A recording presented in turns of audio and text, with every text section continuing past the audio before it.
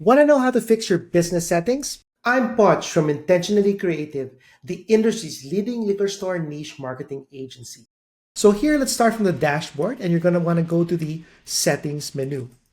Now from the settings menu, we're going to click on settings and go to business settings. From here on the left side, you'll see shipping. So let's click on shipping. Now there's a bunch of stuff here that you can edit in relation to your shipping settings. So let's go to them one by one.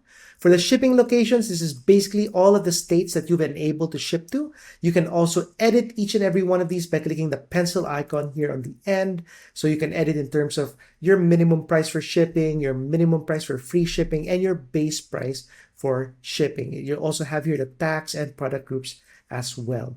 Now, if you go back to the settings menu and we'll go back to the shipping area, you can see here also additional shipping options. So these are everything that you've enabled or that it is applicable for your shipping. So you have here express delivery and Saturday delivery, freight delivery. So anything that'll apply to your shipping, you can check it here.